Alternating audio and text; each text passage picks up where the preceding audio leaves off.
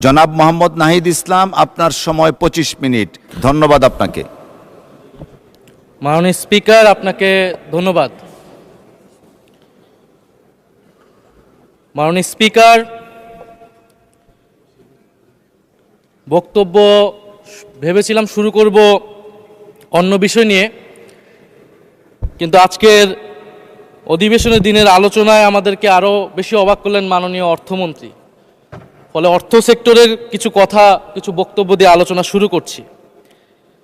আমরা যখনই ব্যাংকিং খাত বা অর্থ সেক্টরের আর্থিক খাতের কথা আসে, মাননীয় অর্থমন্ত্রী একটা বাক্যই বারবার বলেন যে বিএনপির সময়ে এরকম কোনো রেকর্ড নাই যে আর্থিক খাতে বিশৃঙ্খলা হয়েছে।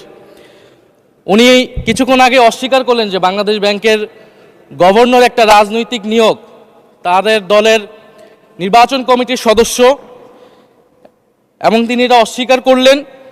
আমি মাননীয় স্পিকার টিআইবির একটা তথ্য আপনাদেরকে দিচ্ছি। বর্তমান সরকারি দলের যারা নির্বাচনের প্রার্থী হয়েছেন তাদের 59.41% ঋণগ্রস্ত, এবং যার বেশিরভাগ হচ্ছে সরকারি দলে। সংসদ সদস্যদের 11,000 কোটি টাকার বেশি ঋণ রয়েছে, যার অধিকাংশই সরকারি দলের। এদের অধিকাংশই ঋণ খেলাপি ছিলেন, নির্বাচনের আগে কিছু টাকা ঋণ দিয়ে পুনঃতফসিল করে নিয়েছেন। এবং বর্তমান যে বাংলাদেশ ব্যাংকের গভর্নর, তার স্পেশালিটিটা কি? তার স্পেশালিটি হচ্ছে এই ঋণ পুনঃতফসিল করা, এটাতে তিনি এক্সপার্ট। ফলে তাকে বাংলাদেশ ব্যাংকের গভর্নর কেন দেওয়া হয়েছে এটা খুব পরিষ্কার মাননীয় স্পিকার। এই যে হাজার হাজার কোটি টাকার ঋণ, সেই ঋণগুলো যাতে ঋণ পুনঃতফসিল করতে পারে, সেই সুযোগ সুবিধাটা করে দেওয়ার জন্যই বাংলাদেশের ইতিহাসে প্রথমবারের মতো একজন ব্যবসায়ীকে বাংলাদেশ ব্যাংকের গভর্নর দেওয়া হয়েছে। ফলে জাতির সামনে এই জিনিসগুলো পরিষ্কার হয়েছে। এখন সামনের আর্থিক খাতে আরও নিয়োগ তারা কি বিবেচনায় দিবেন, এই জন্য আমরা তাদের উপর আর আস্থা রাখতে পারছি না মাননীয় স্পিকার। মাননীয় স্পিকার, রাষ্ট্রপতির উপর ধন্যবাদ জ্ঞাপন বক্তব্য। রাষ্ট্রপতির বক্তব্য আমি শুনিও নাই, পড়িও নাই, এবং সেই বক্তব্য দেওয়ার সুযোগ করে দেওয়াকে আমরা প্রত্যাখ্যান জানিয়েছিলাম। আমরা খুব স্পষ্টভাবে বলেছিলাম যে এই রাষ্ট্রপতির অপসারণ প্রয়োজন, তাকে গ্রেফতার করা প্রয়োজন। এই রাষ্ট্রপতির আর কোনো অধিকার নেই বঙ্গভবনে থাকার, এইখানে এসে বক্তব্য দেওয়ার। প্রেসিডেন্ট শাহাবুদ্দিন চুপ্পু, তার কিছু কুকীর্তির কথা মাননীয় স্পিকার হাউসের সামনে তুলে ধরছি। তিনি দুদকের কমিশনার ছিলেন। তাকে দুদকের কমিশনারের করা হয়েছিল 3টি অ্যাসাইনমেন্ট দিয়ে। 1 নম্বর হচ্ছে খালেদা জিয়া এবং তারেক রহমানের বিরুদ্ধে দুর্নীতির অভিযোগের শাস্তি নিশ্চিত করা। 2 নম্বর পদ্মা সেতুর দুর্নীতির অভিযোগ থেকে আওয়ামী লীগকে ক্লিন শিট দেওয়া। 3 নম্বর ফখরুদ্দিন মঈনুদ্দিন সরকারের সময় শেখ হাসিনা সহ আওয়ামী লীগ নেতাদের বিরুদ্ধে হওয়া দুর্নীতির মামলাগুলোকে বাতিল করে দেওয়া। এমন একজন ব্যক্তিকে বিএনপি সরকার রাষ্ট্রপতি হিসেবে এখনো মেনে নিচ্ছে মাননীয় স্পিকার। আরেকটি ঘটনা বলি, 2009 সালে শেখ হাসিনার ক্যাঙ্গারু আদালতের নির্দেশে এই শাহাবুদ্দিন চুপ্পুর নেতৃত্বে 3 সদস্যের judicial inquiry commission on minority torture in 2001 করেছিল শেখ হাসিনার ক্যাঙ্গারু কোর্ট। এই প্রতিবেদন অনুসারে বিএনপির 26,000 বিএনপির নেতাকর্মীকে 2001 সালে ক্ষমতায় এসে কয়েক হাজার হিন্দুকে তারা হত্যা করেছে, এজন্য দায়ী করা হয়েছিল মাননীয় স্পিকার। এবং আওয়ামী লীগ এই রিপোর্ট দেশে বিদেশে এই রিপোর্ট ফেরি করে তারা নিজেদের এখানে ক্ষমতায় থাকাটাকে পাকাপোক্ত করেছিল। মাননীয় স্পিকার, এই রাষ্ট্রপতি চুপ্পু এস আলমের হাতে ইসলামী ব্যাংকে তুলে দেওয়ার কারিগর, 2 কোটি আমানতকারীকে পথে বসিয়েছিল। এবং জুলাই গণহত্যার সময় তার ভূমিকা, ফ্যাসিবাদের সাথে তার সংশ্লিষ্টতা, সবকিছু আমরা জানি। আমাদের দুর্ভাগ্য, এই দুর্নীতিবাজ, অপদার্থ, মিথ্যুক, গণহত্যার দোসর এখনো বাংলাদেশের রাষ্ট্রপতি।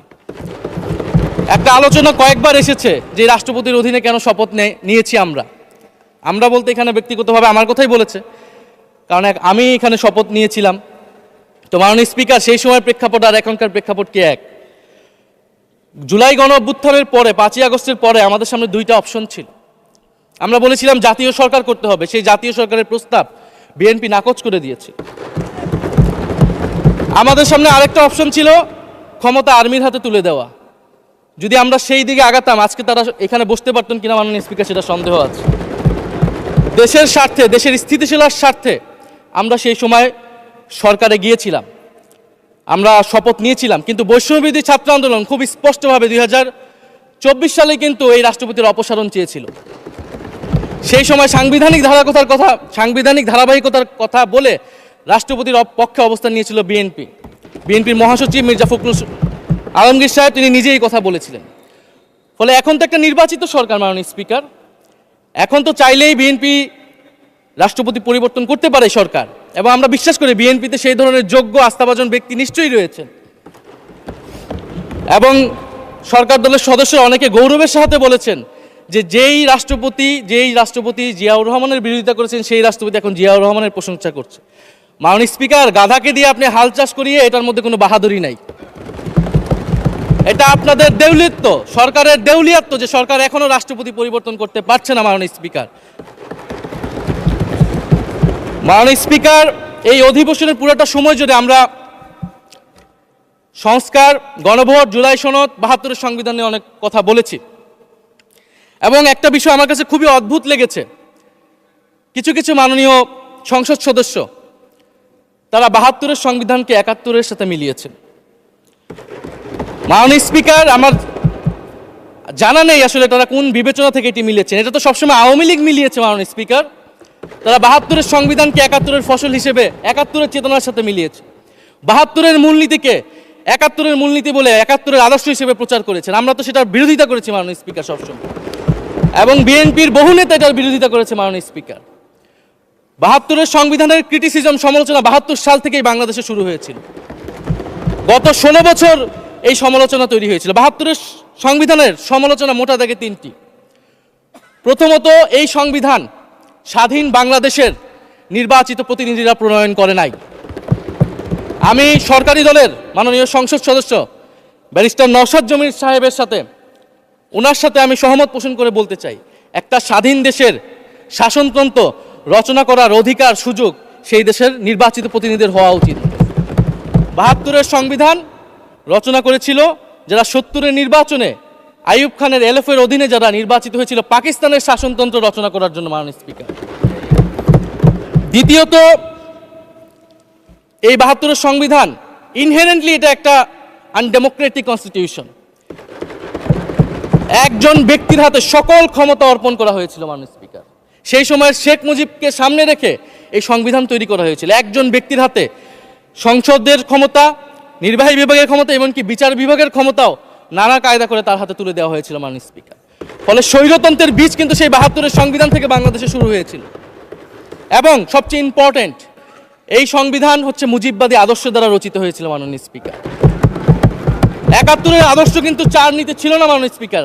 71-এর আদর্শ ছিল সাম্য, মানবিক মর্যাদা, সামাজিক ন্যায় বিচার। 72-এর সংবিধান এসে বলা হলো জাতীয়তাবাদ, বাঙালি জাতীয়তাবাদ, ধর্মনিরপেক্ষত্ব, গণতন্ত্র এবং সমাজতন্ত্র, এবং এটার বিরুদ্ধে বিদ্রোহ করেছিলেন মেজর জিয়াউর রহমান। মাননীয় স্পিকার, আজকে বিএনপি তার ফান্ডামেন্টাল জায়গা থেকে সরে যাচ্ছে মাননীয় স্পিকার। শুধু জামাত ইসলাম 72-এর বিরোধিতা করেছে বলে কি বিএনপি এখন আওয়ামী লীগের পজিশনে চলে গিয়েছে? আমাদের জানা নেই মাননীয় স্পিকার। 72-এর সংবিধানের বিরোধিতা করেছেন বদরুদ্দিন উমর, 72-এর সংবিধানের বিরোধিতা করেছেন মাওলানা ভাসানী, 72-এর সংবিধানের বিরোধিতা করেছেন কমরেড মুজাফফর আহমেদ, 72-এর সংবিধানের বিরোধিতা শত শত মুক্তিযোদ্ধারা করেছেন মাননীয় স্পিকার। ফলে এই 72-এর সংবিধানকে বাতিল করার একটা সুযোগ আমাদের এসেছিল 1975 সালের সিপাহী জনতার বিপ্লবের মধ্য দিয়ে। জিয়াউর রহমানের এটা একটা ঐতিহাসিক ভুল বলবো মাননীয় স্পিকার, তার প্রতি সম্মান রেখে, যে আমরা সেই সময় সেই অপরচুনিটি মিস করেছি।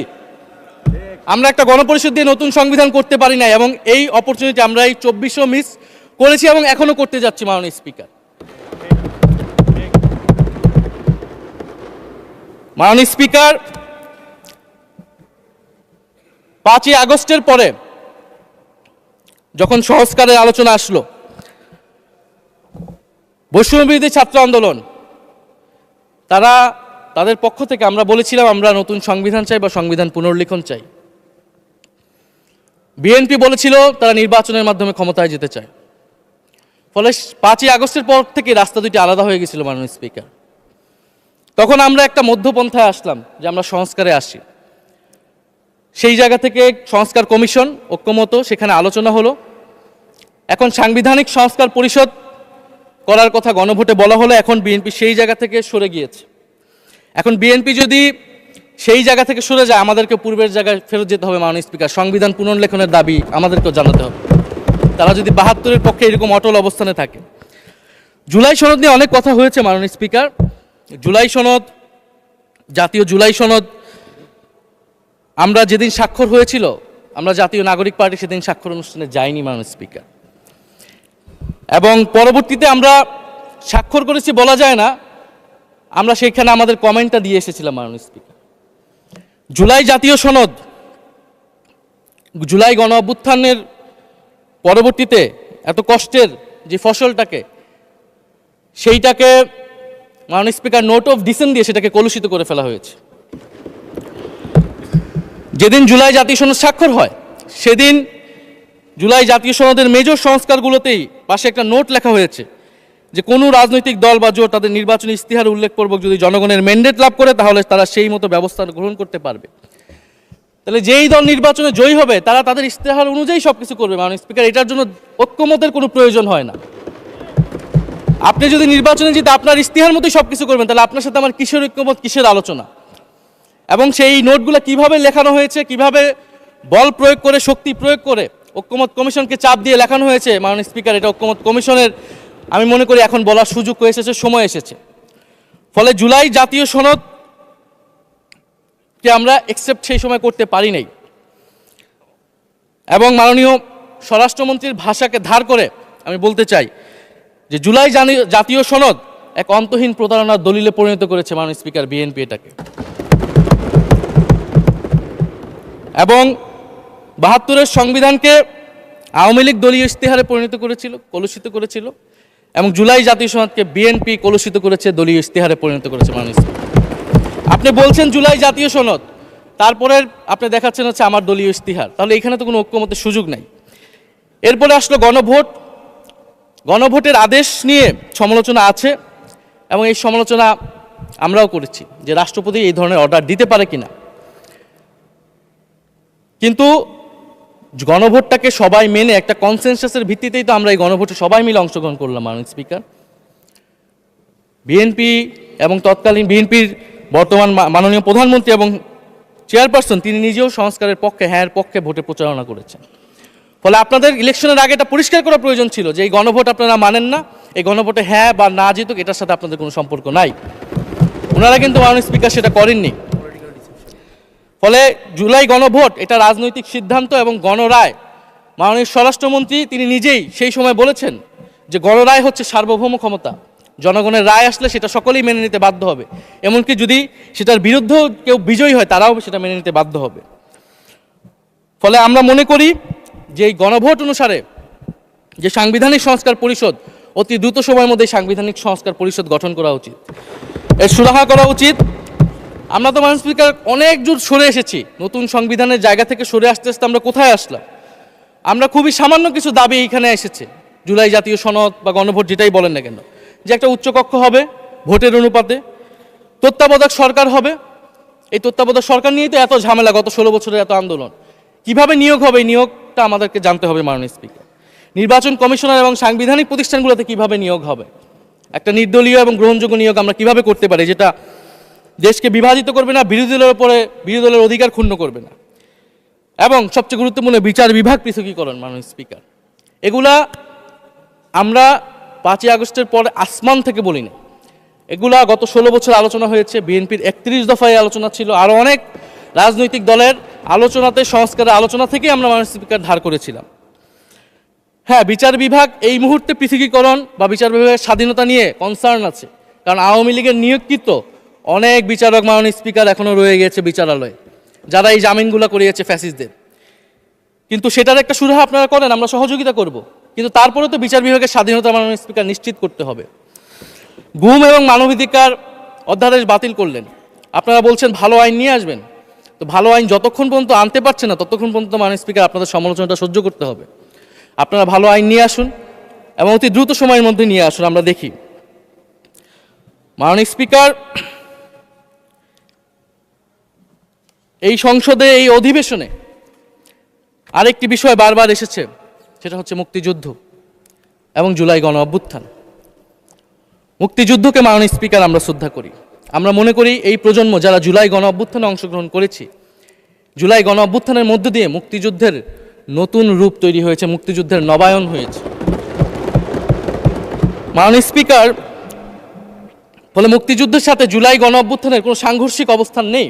আমরা বারবার বলেছি মুক্তিযুদ্ধ, জুলাই গণ অভ্যুত্থান হচ্ছে মুক্তিযুদ্ধেরই আরেকটি ধারাবাহিকতা। মুক্তিযুদ্ধে আমরা সাম্য মানবিক মর্যাদার কথা বলেছি, জুলাই গণ অভ্যুত্থানে আমরা বৈষম্য বিরোধী গণতান্ত্রিক বাংলাদেশের কথা বলেছি। মাননীয় স্পিকার, কোথায় পার্থক্য, কোথায় আলাদা, এবং কোন ঘটনা বড় কোন ঘটনা ছোট, এটা অহৈতুক তর্ক। মাননীয় স্পিকার, আমরা কেউ বলি নাই যে জুলাই গণ অভ্যুত্থান মুক্তিযুদ্ধের থেকে বড়, বা জুলাই গণ অভ্যুত্থান 90-এর থেকে বড় বা 90-এর থেকে ছোট। জুলাই গণ অভ্যুত্থান এক বিশেষ ঘটনা বাংলাদেশের ইতিহাসে, মুক্তিযুদ্ধ এক বিশেষ ঘটনা, মুক্তিযুদ্ধ বাংলাদেশের ফাউন্ডেশন। মাননীয় স্পিকার, এটার ব্যাপারে আমরা আনকম্প্রোমাইজেবল, এটা নিয়ে কোনো বিতর্কের কোনো সুযোগ নাই। তবে এই কথাটা ওনারাই বারবার বলে মুক্তিযুদ্ধকেও ছোট করতেছেন, জুলাই গণ অভ্যুত্থানকেও ছোট করতেছেন। আরেকটি বিষয় মাননীয় স্পিকার, মুক্তিযুদ্ধর কথা যখন এসেছে, আমরা যে সাম্প্রতিক সময়ে জাতীয় মুক্তিযোদ্ধা কাউন্সিল জামুক আইন সংশোধন করা হলো, অধ্যাদেশ পাশ করা হলো, সেখানে কিন্তু একটা গুরুত্বপূর্ণ সংশোধনী এসেছে। মুক্তিযোদ্ধাদের সংজ্ঞা থেকে মুজিব বাহিনীকে বাদ দেওয়া হয়েছে মাননীয় স্পিকার। এবং আপনারা জানেন যে এই মুজিব বাহিনী, সেটাকে সংযুক্তির মাধ্যমে হাজার হাজার ছাত্রলীগের নেতাকর্মীকে মুক্তিযোদ্ধা সার্টিফিকেট দেওয়া হয়েছিল। মাননীয় স্পিকার, মুজিব বাহিনীর রোল কি ছিল, এটা আপনারা এখানে যারা অভিজ্ঞ মাননীয় স্পিকার অনেক মুক্তিযোদ্ধা আছেন, তারা ভালো করেই জানেন। মুজিব বাহিনী তৈরি হয়েছিল অন্তর্ঘাত তৈরি করার জন্য। তারা অস্ত্র হাতে দেশে পাকিস্তান বাহিনীর বিরুদ্ধে যুদ্ধ করে নাই। তারা দেশে ঢুকে মুক্তিযুদ্ধের আওয়ামী লীগ বারে অন্য যেই পক্ষগুলো রয়েছে তাদেরকে হত্যা করেছিল মাননীয় স্পিকার। ফলে মুজিব বাহিনী কিন্তু কোনো মুক্তিযোদ্ধা না বর্তমান আইন অনুসারে। কিন্তু এখানে অনেক মুজিব বাহিনীর কিছু লোক আছেন, তারা নিজেদেরকে মুক্তিযোদ্ধা হিসেবে বারবার জাহির করছে। ফলে আমাদেরকে এই ফারাকটাও করতে হবে মাননীয় স্পিকার। এবং মুক্তিযুদ্ধের পক্ষ বিপক্ষের রাজনীতি গত 50 বছর ধরে হয়েছে। আমরা এই সমাধান এখনো কেন করতে পারিনি মাননীয় স্পিকার? এর দায়ভার কে নেবে? বিএনপি কি নেবে না, যারা 29 বছর জামাতের সাথে রাজনীতি করেছে? একটা কথা তো এখন সবাই বলে, সাথে থাকলে সঙ্গী, না থাকলে জঙ্গি। ফলে এটার দায়িত্ব ছিল তো ওনাদের, এই রিকনসিলিয়েশন তৈরি করা, এই প্রশ্নের সুরাহা করা। জুলাই গণ অভ্যুত্থানের পরে, স্বাধীনতার 54-55 বছর পরে জাতীয় সংসদে মুক্তিযুদ্ধের পক্ষ আর বিপক্ষ বলে ভাগ থাকবে, এটা তো মাননীয় স্পিকার আমরা প্রত্যাশা করি না, এটা এই প্রজন্ম প্রত্যাশা করে না। আমি মাননীয় স্বরাষ্ট্রমন্ত্রীর সাথে একমত পোষণ করি যে ইতিহাসের এই বিতর্ক আমাদেরকে সমাধান করতে হবে, একপাশে রেখে সামনের দিকে এগিয়ে যেতে হবে, এবং এটা সব পক্ষকে এটার জন্য দায়িত্বশীল ভূমিকা পালন করতে হবে। মুক্তিযুদ্ধ যেমন কোনো দেশের ষড়যন্ত্র না, আবার মুক্তিযুদ্ধের নাম করে এদেশে যে লুটপাট ফ্যাসিবাদ কায়েম হয়েছে সেটাও আমাদের ভুলা যাবে না মাননীয় স্পিকার। মাননীয় স্পিকার, জুলাই গণ অভ্যুত্থান সকলের অংশগ্রহণে হয়েছিল, এটা আমরা বারবার বলেছি। তবে বিএনপির বিভিন্ন সদস্য তারা তাদের আলোচনায় বারবার বলার চেষ্টা করে যে আমরা ছিলাম না, আমরা তো এভাবে ছিলাম, এভাবে ছিলাম। এটা তো প্রমাণ করার প্রয়োজন নাই মাননীয় স্পিকার। এটা কেন এত হীনমন্যতা আমাদের এটা বুঝে আসে না। বিএনপি তো অবশ্যই জুলাই গণ অভ্যুত্থানে ছিল, আমাদের সাথেই ছিল। এবং সেই সময়ের একটা উক্তি বিএনপির মহাসচিব মির্জা ফখরুল ইসলাম আলমগীর, উনি বলেছিলেন যে এই আন্দোলনের সাথে আমাদের সম্পর্ক নাই, এটা ছাত্রদের আন্দোলন। তার ওই বক্তব্য সঠিক ছিল মাননীয় স্পিকার। তার ওনার ওই সময়ে কৌশলগত অবস্থান এটাই সঠিক ছিল, উনি ওই সময় এই বক্তব্যই প্রয়োজন ছিল, এটাতে তো আমাদের কোনো দ্বিমত নাই। মাননীয় স্পিকার, আমাকে ডিজিএফআই, ডিবি, এসবি, বাংলাদেশের হেন কোনো গোয়েন্দা সংস্থা নাই যারা আমাকে ইন্টারগেশন করেছে, টর্চার করেছে, এবং একটা কথা বারবার বলানোর চেষ্টা করেছিল যে এই আন্দোলন বিএনপি জামাতের আন্দোলন, যারা আগুন লাগিয়েছে তারা বিএনপি জামাতের সন্ত্রাসী। এটা একবার তোমরা শুধু বলো। ডিবি অফিসের শেষ পর্যন্ত আমরা বাধ্য হয়েছি আন্দোলন স্থগিতের ঘোষণা দিতে, কিন্তু কখনো এই কথাটা মাননীয় স্পিকার আমরা বলিনি। ফ্যাসিবাদ বিরোধী রাজনৈতিক দলের নেতাকর্মীকে আমরা আন্দোলনের সময় থেকে এখন পর্যন্ত কখনো আমরা অস্বীকার করিনি। কিন্তু একটা জায়গা আমরা ফারাক করতে চাই, যে এই গণ অভ্যুত্থান কোনো দলীয় আন্দোলন নয়। 90-এর গণ অভ্যুত্থান, 69-এর গণ অভ্যুত্থান থেকে এই গণ অভ্যুত্থানের পার্থক্য রয়েছে মাননীয় স্পিকার। এই গণ অভ্যুত্থানে ফ্যাসিবাদ বিরোধী রাজনৈতিক দলের নেতাকর্মীরা নেতৃত্বে নয়, সামনে পিছনে ছিল মাননীয় স্পিকার, সামনে সাধারণ জনগণ ছিল, ছাত্ররা ছিল। ফলে সেই হিসেবেই এই গণ অভ্যুত্থানকে স্বীকৃতি দেওয়া উচিত। এখন যদি বলা হয় যে অমুকের নেতৃত্বে এই গণ অভ্যুত্থান হয়েছে, আমাদের লোকেরা এই গণ অভ্যুত্থান করেছে, এটা মাননীয় স্পিকার এই গণ অভ্যুত্থানের সাথে যারা সাধারণ মানুষ নেমেছিল, যারা শহীদ হয়েছে, তাদের সাথে মাননীয় স্পিকার বিশ্বাসঘাতকতা করা হবে। ফলে জুলাই গণ অভ্যুত্থানের সকলের অংশগ্রহণ ছিল। হ্যাঁ, আমাদের অনেক মতপার্থক্য, জুলাই গণ অভ্যুত্থানের পরে আমাদের রাস্তা আলাদা হয়ে গেছে আমরা মনে করি রাজনৈতিকভাবে, কিন্তু গণ অভ্যুত্থান আমরা একসাথেই করেছিলাম মাননীয় স্পিকার। এবং আমি দুইটা কোটেশন বলতে চাই মাননীয় স্পিকার। 7ই আগস্টে নয়াপল্টনের সমাবেশে জনাব তারেক রহমান ভার্চুয়ালি যুক্ত হয়ে বলেন, 1971 ছিল স্বাধীনতা অর্জনের আন্দোলন, আর 2024-এর আন্দোলন হলো সেই স্বাধীনতা ও সার্বভৌমত্ব রক্ষার আন্দোলন। এই আন্দোলনে অংশ নেওয়া প্রতিটি ছাত্র জনতা আজ থেকে নতুন দিনের মুক্তিযোদ্ধা। মাননীয় স্পিকার, মুক্তিযুদ্ধের সাথে আমরা তুলনা করছি এই জায়গা থেকে, কারণ আমাদের কাছে এটা প্রায় যুদ্ধ সময় একটা পরিস্থিতি ছিল। 6 আগস্ট বঙ্গভবনে আলোচনা শেষে ব্রিফিংয়ে মির্জা ফখরুল ইসলাম আলমগীর বলেন, ছাত্র জনতা বুকের রক্ত দিয়ে আমাদের নতুন এক সকাল উপহার দিয়েছে, বাংলাদেশ আজ দ্বিতীয়বার স্বাধীন হলো। এই স্বাধীনতা আমাদের রক্ত দিয়ে রক্ষা করতে হবে মাননীয় স্পিকার। আমরাও বলি রক্ত দিয়ে রক্ষা করতে হবে। মাননীয় স্পিকার, আমাকে একটু সময় বাড়িয়ে দিবেন। আমি যে সময়টা পেয়েছি এটা বিরোধী দলের কোটা থেকে, আমি আশা করব সরকারি দলের কোটা থেকে আমি আরও 10 মিনিট পাবো মাননীয় স্পিকার। মাননীয় চিফ হুইপ এবং সংসদ নেতা নিশ্চয়ই এটাতে সম্মতি দিবেন। মাননীয় স্পিকার, আমরা ভারত এবং পররাষ্ট্রনীতি নিয়ে কিছু কথা বলতে চাই। এই সরকার আসার পর একটা জিনিস বারবার আছে যে ভারতের সাথে সম্পর্ক উন্নয়ন, এবং মাননীয় পররাষ্ট্র মন্ত্রী যিনি আগের সরকারের নিরাপত্তা উপদেষ্টা, যার পদত্যাগ তৎকালীন বিএনপি চেয়েছিলেন, সেই পররাষ্ট্রমন্ত্রী ভারতে সফর করেছেন প্রথম, এবং তিনি যে বিবৃতি দিয়েছেন সেই বিবৃতিটা আমাদের কাছে স্পষ্ট না। আমরা কোন ভিত্তিতে ভারতের সাথে সম্পর্ক উন্নয়নের কথা বলছি? যেই ভিত্তিতে আওয়ামী লীগ উন্নয়নের কথা বলেছিল সেই ভিত্তিতে? ভারত বাংলাদেশকে 1971 সালের পর থেকে করদ রাজ্য পরিণত করার জন্য হেন চেষ্টা নেই যে করে নাই মাননীয় স্পিকার।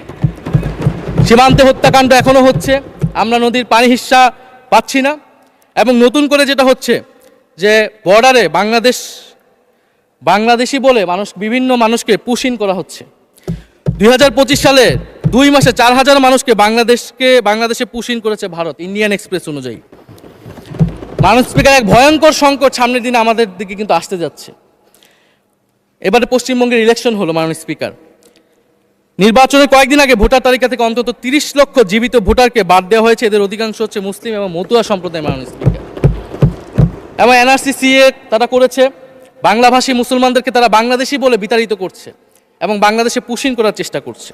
এবং আমাদের যে ভারতের সাথে আগের সংকট রয়েছে, এবং গত 16 বছর যে ফ্যাসিজম ছিল সেটাকে আঞ্চলিক এবং আন্তর্জাতিকভাবে আওয়ামী লীগকে স্পষ্টভাবে সমর্থন দিয়েছিল ভারত।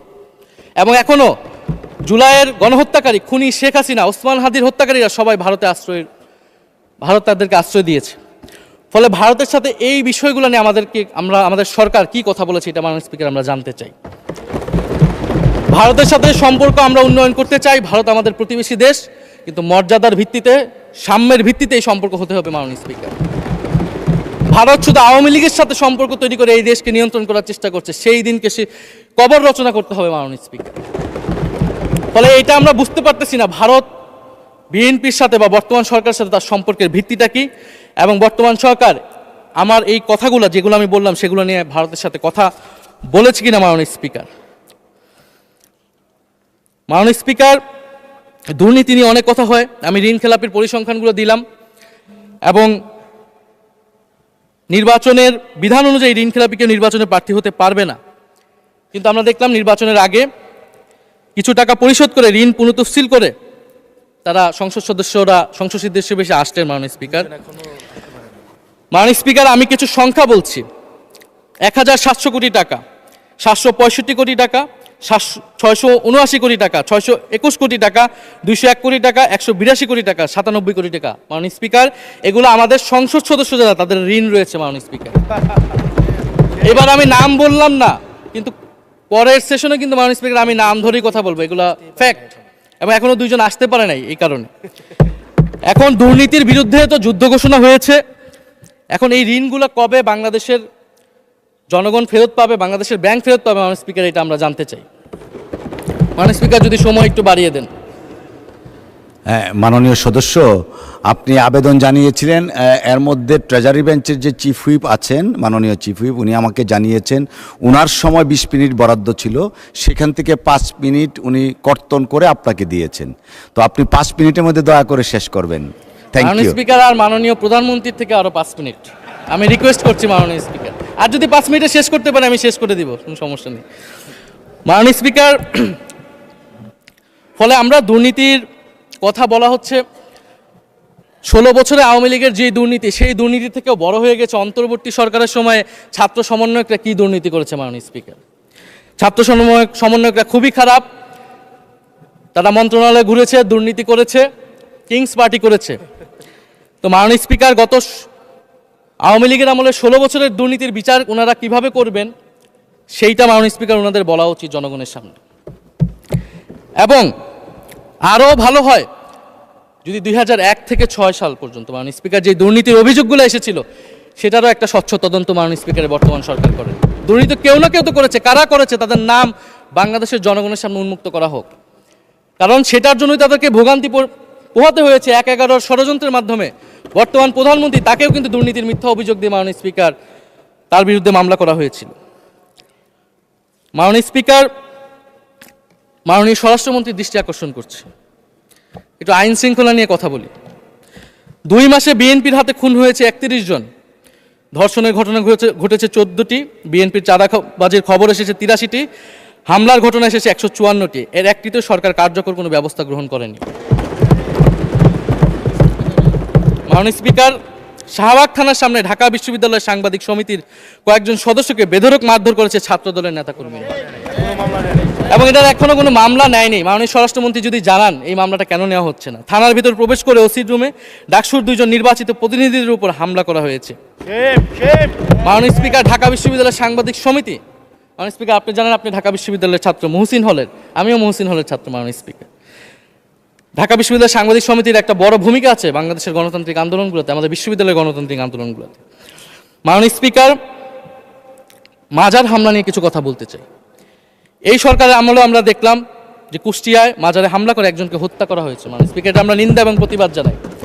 আমরা কোনো ধর্মীয় বিতর্কে ঢুকবো না, সেটা নিয়ে আমাদের আলেম ওলামাগণ ব্যাখ্যা করবেন, কিন্তু আমরা রুল অফ ল নিয়ে কথা বলতে চাই। মাননীয় স্পিকার, এই ধরনের ঘটনা কোনোভাবেই গ্রহণযোগ্য হতে পারে না, এবং অন্তর্বর্তী সরকারের সময় এই ধরনের ঘটনা অনেক ঘটেছে, আমরা তারও নিন্দা জানাই, এবং সকল ঘটনার তদন্ত এবং বিচার হওয়া উচিত মাননীয় স্পিকার এই সময়ের মধ্যে।